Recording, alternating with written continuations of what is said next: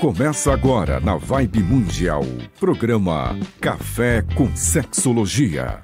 Falando sobre sexualidade, saúde mental e relacionamentos de casais. Apresentação do psicólogo e sexólogo Oswaldo Rodrigues.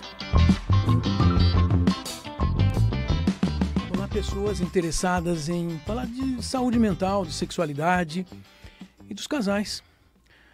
Bom, vocês têm seguido o nosso programa. A sexologia é um assunto bastante diverso e tem muitas coisas importantes para falarmos. Quem nos segue já conhece o Adriano. O Adriano Zago, ele também lida com essas questões, também auxilia alguns autores a publicarem seus livros. E eu quero agradecer o Adriano por estar aqui com a gente, porque ele trouxe uma convidada conosco aqui para dialogarmos sobre um dos assuntos muito importantes da sexualidade. E eu quero agradecer a Cristiana Oliveira. Muito obrigado por estar aqui. É bastante importante ter profissionais que fizeram pesquisas para traduzir para as pessoas que nos assistem, que nos ouvem, seja ao vivo na Vibe Mundial, seja no YouTube, também na Vibe Mundial, nosso Instagram, Café com Sexologia. Adriano, você não quer apresentar a Cristiana? O que você a conhece mais e você já está sabendo do que ela tem que falar, porque tem que falar coisas boas para a gente. Sim, primeiro a gente quer agradecer, né, o convite de estarmos aqui. E a Cristiana, ela é psicóloga, né, e ela tem pesquisado academicamente, né, um assunto que a gente vai abordar hoje, e que seria a prostituição, né? A prostituição e sexualidade em mulheres. Então, a gente está também aproveitando o ensejo, né? A gente está publicando um livro que acabou de chegar da gráfica, né? Chegou ontem. E a Cristiana é uma das organizadoras, junto com o Caio e com o Roberto Secarelli. E ela também tem capítulo, tem os textos de apresentação, tem o capítulo dela, né? Que fala sobre essa temática. E é isso que ela vai, né, trazer para a gente hoje aqui, a gente poder trocar um pouquinho. Uau! Então, que tal você começar a contar de onde surgiu esse estudo, por que você escolheu esse tema, e a gente vai dialogando aqui, perguntando, que eu já estou curioso, hein, Adriano? Sim. Bom, primeiramente, obrigada pelo convite. Como o Adriano estava falando, esse livro nasce da ideia de um congresso para a gente poder falar sobre essa temática. A ideia de estudar prostituição é porque, principalmente, na psicanálise não encontrava muita bibliografia sobre. Eu comecei a pensar, bom, mas por que ninguém fala sobre esse tema, né? Ou então, quem que está falando e o que sobre esse tema? E pensando que a sexualidade da mulher, nas mulheres, acaba tendo um tabu até hoje em dia, né? Bom, quem que fala de sexualidade? O que é a sexualidade feminina? Isso foi trazendo, então, um questionamento. Bom, como é que eu posso pensar essa temática? Mas isso também já leva para um outro ponto que faz parte da pesquisa, inclusive de um dos capítulos aqui do livro, que é o fato de eu ser uma mulher e estudar essa temática foi trazendo uma série de questionamentos das pessoas, do tipo, por que você quer estudar esse tema? Nossa, mas é um tema tão pesado, algumas pessoas desdenhavam desse tema. Até que finalmente chegou a pergunta para mim, bom, mas por que você está estudando prostituição? Você é uma puta? Então isso me fez pensar, bom, mas o que a sexualidade, estudar a sexualidade, estudar a prostituição faz com que uma pessoa se torne uma puta? E aí eu me lembrei de uma frase interessante, né, para trazer aqui, né, que é o seguinte: eu desafio vocês a ver a diferença entre uma mulher nua e uma prostituta. E aí isso vai trazendo uma série de reflexões e questões sobre, de fato, né? Então, mas essa questão do gênero que você levanta é interessante, porque talvez se fosse um homem pesquisador, essa pergunta não se colocaria, né? Você é um garoto de programa, um prostituto? Agora, o fato dela ser mulher, mesmo acadêmica, pesquisadora de uma universidade séria, né? Ela é colocada em semelhança com um objeto de estudo, né? Porque assim, dentro da prostituição a gente tem homens e mulheres que trabalham com... Mas, de fato, a integridade das mulheres é muito questionada. Ninguém questiona a integridade dos homens que trabalham com prostituição. Então, a imagem das mulheres fica muito questionada, criticada, fica um estigma muito ligado a isso. Então, a ideia é poder se pensar, bom, por que o lugar da mulher vai ficando sempre numa questão de uma crítica, algo pejorativo, diferente dos homens que se prostituem. Então, tem toda uma imagem social aí que vai sendo debatida. E o que você andou descobrindo, estudando sobre prostituição nas mulheres? O estudo foi feito exatamente em São Paulo ou como? eu consegui pesquisar, entrevistar algumas mulheres que trabalham no ramo, e elas foram me contando um pouco da atuação delas, do contato com os clientes, mas principalmente o que vai sendo observado aí, né? Elas vão me contando que, bom, mais de 90% dos homens que frequentam, que procuram, né, que são clientes, são casados, e que eles vão lá não necessariamente para buscar sexo, mas eles vão muitas vezes para desabafar, eles vão para procurar carinho, vão procurar afeto, vão realizar fantasias que com a esposa eles não conseguem. Então, essas mulheres acabam carregando um segredo de uma masculinidade que muitas vezes é frágil e que não é debatida socialmente, mas fica ali no segredo. Então, as prostitutas, elas vão, de certo modo, acolhendo esses homens, muitas vezes. Você está contando que você percebeu que essa coisa que nós chamamos de sexualidade vai muito mais além de um relacionamento genital, e você está contando que as pessoas procuram um ambiente supostamente, já pressupostamente sexual, com alguém que pressupostamente vai prestar um serviço sexual, às vezes para conversar, para desabafar, para falar de coisas e também ter atividades sexuais.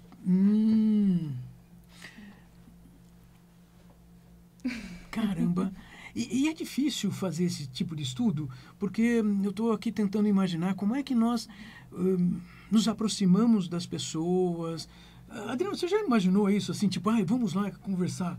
Acho que é uma boa pergunta, como é que você chegou, né, a elas e como que se deu a sua acolhida, né, que muitas vezes elas são reticentes também, né, porque isso. Acho que também é o que acontece algumas vezes, que eles, o objeto de estudo muitas vezes pensa que a gente é repórter, né, ou de televisão, que canal que vai passar, né, a entrevista, porque a gente se apresenta assim, eu queria fazer uma entrevista com você, né, que canal, que rádio que vai ser, que televisão, né, como é que foi essa tua aproximação? É importante vocês perguntarem isso, né, porque foi muito difícil encontrar mulheres disponíveis para falar. E as que eu comecei a entrevistar, elas se mostravam muito desconfiadas. Eu estava falando aqui, né, bom, que elas vão carregando uma espécie de segredo e elas próprias também vão se colocando ali como uma espécie de máscara de uma proteção, né? É uma condição da profissão que elas utilizem um outro nome para se prostituir. Isso é um jeito de preservar a própria identidade, mas eu também vou entendendo que é um jeito da mulher poder vivenciar a sua sexualidade com uma espécie de uma outra identidade. E aí, no começo, elas se mostravam, assim, muito reticentes de se abrir, mas quando elas viam que não tinha nenhum julgamento moral e que era uma espécie de entendimento mesmo e de tirar desse tabu, né, de poder falar sobre isso abertamente, fazer com que elas ficassem muito mais à vontade. E aí eu vou explicando para elas, né, que, bom, poder falar sobre prostituição é um jeito da gente quebrar esse tabu, porque tabu vai sustentando violências. Então, isso é fundamental. E esse é um dos assuntos que sempre passa ao redor da questão da prostituição, não é? A violência. Não necessariamente, viu? Oba! Conta pra gente. Viram? Conto. Olha, sinceramente, o que essas mulheres mais vão me trazendo é que... É até a frase de uma delas que eu entrevistei. Olha, o que eu vivo com os meus clientes é muito diferente do que eu vivi nos meus casamentos. E ela falou que dentro do casamento ela viveu muito mais violência do que com os clientes. Porque os clientes estão lá pagando para consumir, para viver um afeto, para viver uma intimidade, para muitas vezes demonstrar uma fragilidade. Então, é interessante que esse ambiente seja preservado de algum modo. Já no casamento, muitas vezes tem uma violência sustentada por um patriarcado, por conflitos não resolvidos. E aí a coisa é diferente. E aí... É até um outro ponto polêmico que acho que é importante trazer, né? Mas tem muitas putafeministas que vão trabalhando o feminismo articulado à prostituição, que defendem a ideia de que o casamento é uma espécie de prostituição. Por quê? Porque muitas vezes, né, pensando até num casamento nos moldes mais antigos, tem algo, né, de um pagamento, né, do homem que sai, provém, a mulher fica em casa e depois, quando o homem chega em casa, a mulher tem que estar pronta para transar. Ao invés de ter uma interação, uma intimidade, uma troca. Então, fica esse lugar desse homem viril que provém a família, essa mulher que está em casa tem que estar disponível para o marido. Ou seja, não tem um encontro para que essa sexualidade possa acontecer de uma maneira ali mais solta, mais prazerosa. Ou seja, muitas vezes, dentro do casamento, as mulheres vão sustentando o lugar de um sexo mais asséptico ou para procriação, enquanto com as prostitutas o sexo vai sendo do lugar do prazer e de autorizar fantasias que ficam proibidas dentro da casa. Porque para sustentar uma imagem de virilidade, muitas vezes esses homens acabam deixando outros aspectos fora dessa relação. Que interessante. você está contando que você esteve com essas mulheres enquanto pessoas se mostrando e mostrando outros aspectos que não são os aspectos midiáticos, não é aquilo que aparece para chamar os clientes. Elas estão vivendo uma circunstância, elas também se envolvem emocionalmente. Não que elas vão querer namorar os clientes, né? Porque... tem esse ponto também que eu acho que é importante trazer. Elas podem misturar, você acha isso? Não. É até uma coisa que eu tenho tentado pesquisar, mas é a questão de uma ética da profissão, né? Quais são os pré-requisitos para atuar como prostituta? E todas que eu entrevistei, né, pelo menos, dizem dessa regra básica de não se envolver afetivamente com o cliente, porque a ideia é que tem ali um dinheiro circulando e que é um trabalho como qualquer outro, né? Você está lá vendendo um serviço, está ganhando um dinheiro... E não se envolver afetivamente é um jeito de se preservar nessa profissão. Mas o que acontece? Muitos homens vão tentando reproduzir dentro desse trabalho ou desse consumo aquilo que eles vão vivendo fora. Então, eles tentam muitas vezes transformar o consumo da prostituição em uma proposta de casamento para essas mulheres. Então, eles falam, olha, te pago um salário mínimo, você fica em casa e aí você transa só comigo. Só que assim... essas mulheres ganham a vida com isso e esses caras querem tirar a vida delas com isso. E elas ganham muito mais do que o salário mínimo. Muito mais. É importante o que você está contando, porque muitos homens, então, têm uma fantasia de que... A expressão da nossa cultura, né? Vamos tirar ela daquela vida. Tipo, isso não existe. Pode Alguém até perguntou existir. se elas querem sair? Exatamente. Porque fica essa fantasia do homem que salva e a mulher que é submissa, dependente. Você está contando que você também ouviu mulheres que de alguma forma têm uma independência de identidade que talvez não tivessem há, 50 anos, mas hoje, de alguma maneira, têm. Elas têm um certo controle sobre os relacionamentos. E você falou como se... Bom, todas as que você entrevistou, elas têm um certo padrão, como você falou, uma ética profissional. Sim. E tem que ter uma ética profissional, porque senão não é profissão. Exatamente. Mas eu acho que também a gente esbarra qual tipo de prostituta que a gente está falando, né? Porque talvez, acho que tem uma questão de classe. Acho que, pelo que eu estou entendendo, a Cristiana foi mais por uma que já está estabelecida profissionalmente, né? Não aquela que, de repente, que é de beira de estrada ou, de repente... Que é até menor de idade, no Nordeste é muito comum, né? Aí tem outra coisa importante. Os pais pegarem os filhos para prostituí-los, ou elas, né? E para conseguir dinheiro mesmo, né? Tem vários tipos de prostituição. Isso, Tem prostituição de rua, tem aquela que é vendida na internet, tem de casa de prostituição. A gente tem um leque muito grande. Mas as próprias prostitutas têm esse cuidado de separar o que é prostituição do que é tráfico infantil, por exemplo. Porque a prostituição, ela ocorre quando é uma mulher maior de 18 anos, com clientes maiores de 18 anos, via de regra, né? A gente sabe que tem alguns desvios. Você está falando de uma conivência, né? Elas têm uma escolha, de alguma forma, de partirem para essa profissão. Não é uma questão imposta... No caso do abuso infantil, né? Mesmo assim, você percebeu que essas mulheres que você entrevistou, elas buscaram a prostituição porque não tinham alternativa financeira, econômica? Porque esse parece ser essa é uma discussão histórica, né, na nossa cultura. Sim. Olha, eu entrevistei algumas mulheres e uma travesti, uma mulher também. E o que aparece, né? Todas elas falam que vão para a profissão para buscar dinheiro, porque é um jeito, talvez, de um dinheiro entrar muito mais rápido, né? Tem o pagamento direto ali com o cliente.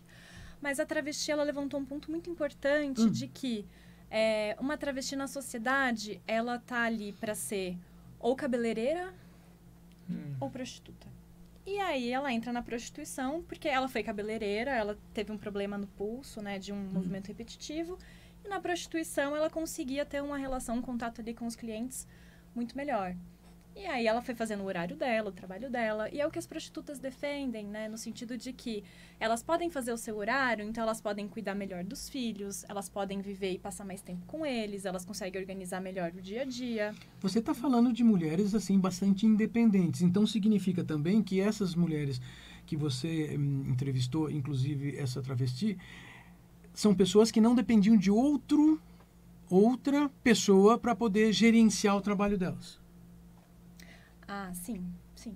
Então, eram prostitutas, vamos chamar, independentes. Elas, então, tinham mais controle sobre o trabalho, sobre a vida. É diferente daquele esquema que também é ilegal no Brasil, né? Onde nós temos um grupo de mulheres que fica quase que presa num local e que elas ganham uma percentagem e quem domina a casa domina a vida dessa pessoa.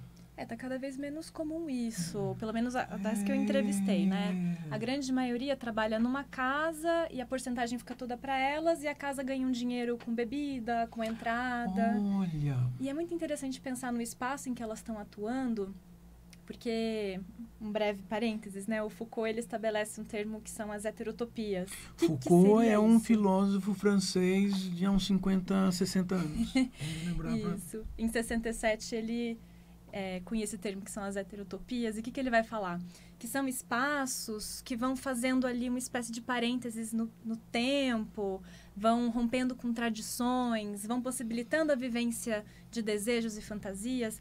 E o prostíbulo, a casa de prostituição, acaba entrando nesse espaço. Que outros exemplos desses espaços podem ser, né?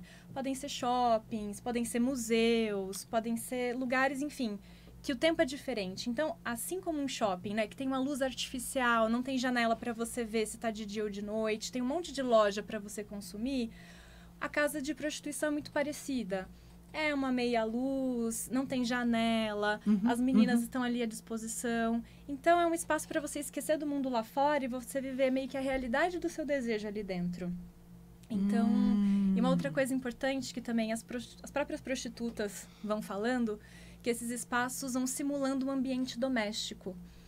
Ou seja, o que seria isso, né? Se a família tradicional brasileira está lá dentro, são mulheres que estão disponíveis, estão lá servindo os homens. Então, vai se criando um ambiente doméstico, inclusive, para tornar essa sexualidade aí um pouco mais higienizada, um pouco mais acessível, um pouco mais mascarada, para que essa sexualidade possa acontecer. Ou seja, não é que o sujeito vai lá e faz sexo, ele precisa se sentir à vontade, se sentir num ambiente... Se sentir em casa. Em casa. Você falou de um ambiente de uma família tradicional. Sim. Pois é, porque são os consumidores. Porque a prostituição sustenta casamentos, no fundo. Porque é o que elas falam, né? Os homens vão lá para desabafar sobre casamento, vão transar com elas o que eles não conseguem transar com as esposas, e aí os casamentos vão sendo sustentados. Agora, eu fiquei curioso, Cristiana, o que você tomou depois, né? Absorveu para você, né? Você já partiu de alguma prerrogativa que você desconstruiu? Como é que foi isso? Boa pergunta. Gostei. Eu tinha, acho que até como um preconceito, que eu ia encontrar muita violência. Tá. E, na verdade, eu fui entendendo que, bom, a violência não é uma condição da prostituição, mas se encontra na prostituição, assim como qualquer outra profissão. Porque da mesma forma que uma mulher muitas vezes sofre um assédio, um abuso por um chefe, na prostituição isso pode acontecer. Pode acontecer com mais incidência, porque elas estão com uma relação maior com homens. Sim. E os homens têm uma reprodução de uma violência ali. Então, eu acho que foi importante desconstruir que prostituição e violência têm uma relação direta. É só violência.